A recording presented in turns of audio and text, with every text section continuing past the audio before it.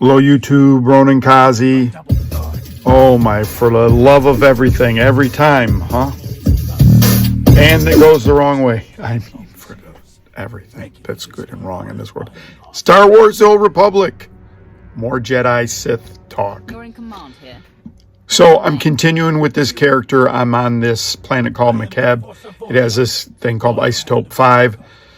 The Empire is having a hard time. They're banking everything that if they get this Isotope 5, it's going to make a big difference. The Hutts control the planet. This person I'm facing right now is an enforcer for the Hutts. One of the things that's going to happen is I'm going to fight an advanced AI / robot / whatever. And so this is a common thing throughout history, right? That when technology comes, we start writing about it. There's movies about it. There's stories about it. There's songs about it. The example I always give, because I'm an old codger, is the story of John Henry versus the steam locomotive, and they're driving rail spikes. And John Henry beats the machine, but he dies in the end. And in every era, I remember in the 80s, again, I'm an old codger, and robotics were coming to auto plants, and it was the end of work as we know it. Will robots take over? And so you can see this is addressed in SWTOR, and I'm sure we knew AI was coming when this game was made, but it's not as prevalent as it is today. And so one of the things is, what is AI, and what's AI that we're seeing? So number one, and I'm not telling you anything you don't know already. They've trained all these AIs on just the internet, so it just surfs everything and consumes everything. And then I guess there's the secret sauce is how it makes these connections, what it figures out what's coming on, or what's the context for all the things that it's learning. Do I use AI? Not a lot. What I've done is I've gone back on some of my videos and all the videos I've started in this new thing. I do the recap of the video. The description is AI generated. So if it's crappy, blame AI for that. And so really the process to do that, I have to have captionings on. So after I do the video, some of the video, it has to run. It has a post-processing that it processes the language, the closed captioning. And after the closed captioning, I have to publish the video, and then I can get the goodness, the juicy AI goodness description. And so, could I do my own description? Yeah, I used to do my own description, but I'm too lazy to write it. So this is a case where I'm adding value by using this tool that's letting me add more description for people that want to see it. If you want to, oh, he talked about this at this point or whatever. I could do a transcript, and that's not as easy either.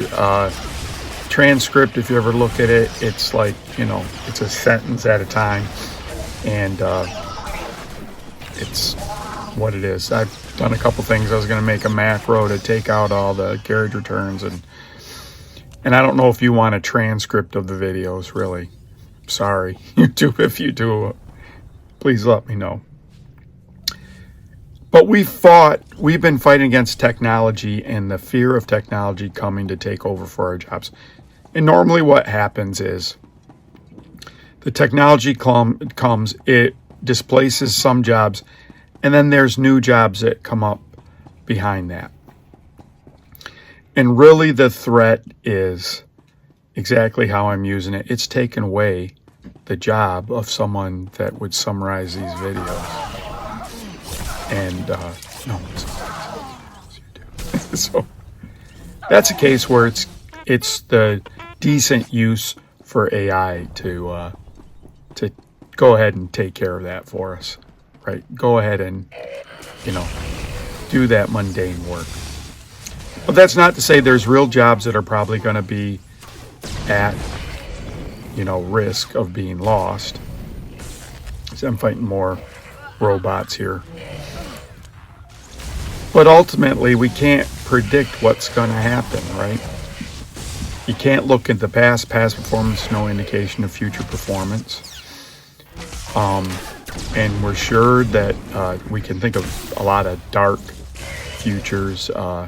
One, right, it's right out of the movies again, is Terminator and what's going on over in Europe. And, you know, first you had people flying drones. Then people figured out a way to jam the drones, and then they started using drones with fiber optic cables. And then they said, when the drone's close enough, we can just cut the cable and let the AI, let the algorithms determine what our targets do that. So what is the AI in that case? It's just a set of algorithms that the drone operators have seen, say, when I see this, I do this and that. And then they code that somehow. And then there's some function of, you know, it might be learning. And that's the scary part, because someone programmed how it's going to learn. So normally, if you were really concerned about AI, you would look into how they teach AI these kind of things. I'll come back down to my level. The AI can't figure out half the stuff I need it to do. It seems obvious to me. And they can't do that. It can do some things faster than me.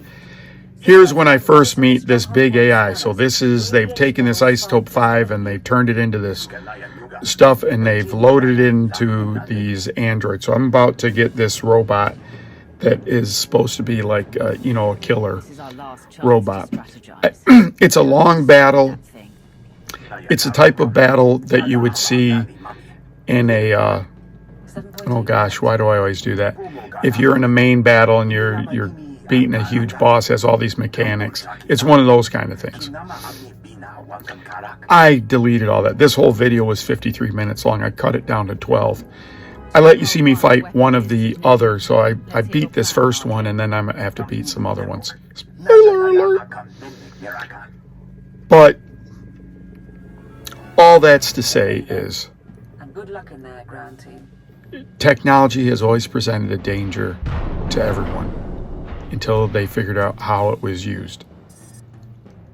There's a lot of science fiction that talks about, you know, you think of iRobot, which is a robot series by Isaac Asimov, and then there was a movie with Will Smith in it. And, you know, Do the Robots, Blade Runner is another great movie about that. Here's me getting ready to fight this thing. So that's a theme that you see in your art. And so I read something in Rolling Stone a long time ago. I think I've told this to you before, but they said that artists, musicians, authors are like 10 to 15 years ahead of the actual stuff. So think about the art that's going on now that you see in movies and writing and songs, and what is that going to be in the future? What does that hold for us? So that's one way to get a glimpse of the zeitgeist of what's going on.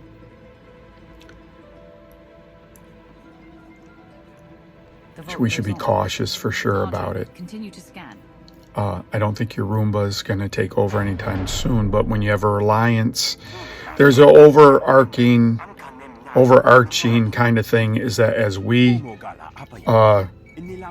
give over more and more of our world to our mechanical partners, that we lose how to do that. If you think about whether the Earth's flat or not,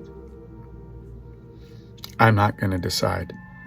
But you used to be taught why it's not flat and how to prove it wasn't flat. And it goes back to Greece, which I don't know if it was in the 600 BC Greece, but right, those guys did that. It's kind of, it's not that Greece was the be all and end all of human, but it's just they were kind of there first. Maybe Chinese, you know, in the West, we don't know much about what the Chinese history. I know that in Islam, the Muslims, the Arabs, they invented zero, right? it was a concept mathematically. So every culture adds something to this, but this is the Hutt that I haven't met this Hutt before. And that's interesting about Star Wars. You get kind of, it's like a soap opera, and there's all these different, they're just in different shapes and sizes, but they kind of represent the same kind of things. So we've had this thing where as we become less educated, and the education's different now, right? You can go on YouTube. I have a debate with my wife. She likes crab legs. And so I said I can make crab legs, and she's skeptical that I can make crab legs. I guess the qualifier is it going to be any good? So I said, for the price we're buying them at a restaurant, we get crab legs, and I could make them, and it's a more quantity for less money. It's so let's say I make 2 batches of bad crab legs, but I mean, how hard can it be? We'll find out, and I'll keep you apprised of what's going on with my crab, my domination of snow crab legs cooking. But this is the thing. So the same thing that libraries kind of democratize knowledge, YouTube does the same thing, good and bad. There's good and bad things on YouTube. Hopefully this is a good thing. Hopefully that you think about some things. Hopefully you get some entertainment of all this. I try not to be too preachy. But this is something that's gone on for a long time. And I'm not going to bore you. Now I'm fighting this. It's like a dog-style robot, but it's big. And I think I'm going to smoke this thing, and then all the other ones start powering up. So now I'm in trouble. But I appreciate YouTube. I skipped the part where could you buy me a cup of coffee, like, subscribe, share, unsubscribe, resubscribe, and all that kind of stuff. Came up on the screen. If you really want to help out, you can do that. I may talk about doing more about that video here in the future, maybe tell you exactly what I'm going to buy with that. But thank you for watching. Thank you for subscribing. This is Ronin Kaze out.